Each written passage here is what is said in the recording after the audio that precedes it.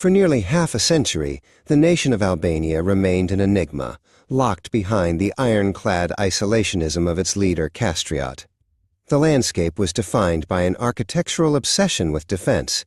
Hundreds of thousands of concrete bunkers stood like gray mushrooms across the mountains and beaches. Castriot's regime was built on a foundation of self-reliance and the pervasive shadow of the Sigurimi, the secret police. Every citizen lived under the watchful eye of a state that prioritized ideological purity over economic reality, creating a society frozen in a bygone era of Stalinist dogma. By the early 1990s, the silence of the populace began to break. Ilira, a young student at the University of Tirana, became the voice of a generation that had grown weary of hunger and censorship. She led clandestine meetings where forbidden Western literature and radio broadcasts were shared. Ilira understood that the regime's power relied on fear, and that fear could only be dismantled through collective defiance. In the dimly lit corridors of the dormitories, she organized the first student strikes, demanding pluralism and the right to see the world beyond the borders. The movement found an unlikely ally in Dritan, a senior clerk within the Ministry of Interior's archives.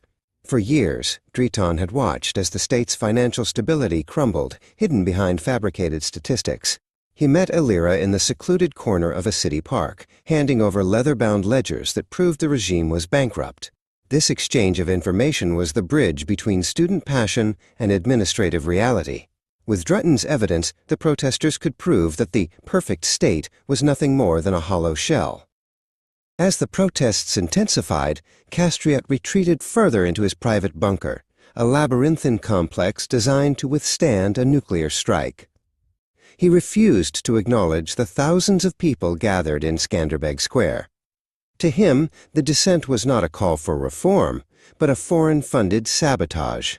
He signed orders for the military to prepare for internal pacification, unaware that the soldiers, sons of the very workers who were protesting, were already questioning their loyalty to a ghost. The collapse reached its zenith when the massive bronze statue of the former dictator was pulled down in the heart of the capital. Ilira was at the front of the surge, watching as the symbol of decades of oppression hit the pavement with a deafening roar. The Sigurimi stood by, paralyzed by the sheer volume of the crowd. It was a moment of catharsis. The psychological barrier of the regime had been breached. Ilira climbed atop the fallen bronze head, not out of malice, but to signal that the era of the individual had finally begun. In a final, desperate attempt to maintain order, Castriot summoned the leadership of the new opposition to his office. Dritan accompanied the delegation, presenting the evidence of the state's total insolvency. The confrontation was not violent, but clinical.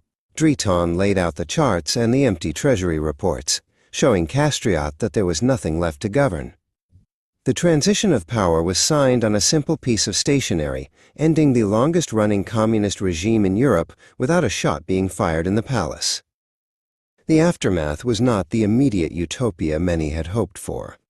The productive chaos of the mid-90s saw the rise of pyramid schemes that promised wealth but delivered ruin.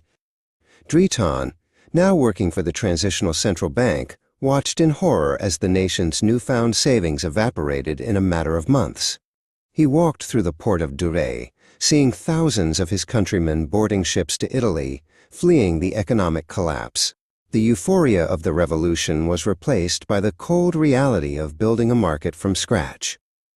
During the period of civil unrest that followed the financial crash, Ilira worked tirelessly to maintain the fragile democratic institutions. She stood at the podium of the new People's Assembly, pleading for calm and the rule of law. She argued that the failures of the present should not lead back to the autocracy of the past. Her role had shifted from a revolutionary firebrand to a steady hand of governance, navigating the treacherous waters of a nation that was learning the true cost of freedom. By the dawn of the new millennium, a degree of stability returned. Ilira and Dritan collaborated on the final draft of the National Constitution, a document that guaranteed the separation of powers and the protection of civil liberties. They met in the newly renovated National Library, signing the document that would anchor Albania to the rest of Europe. It was a culmination of a decade of struggle, marking the official end of the transition from a closed society to an open republic.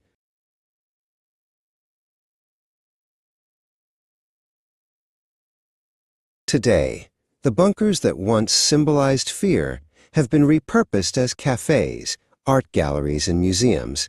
Driton, now a historian, documents the era for future generations, ensuring the lessons of the transition are never forgotten. He knows that the Eagle's Land is still a work in progress, but the silence of the past has been replaced by the vibrant, often loud, discourse of a living democracy. The journey from isolation to integration continues, etched into the very stones of the mountains.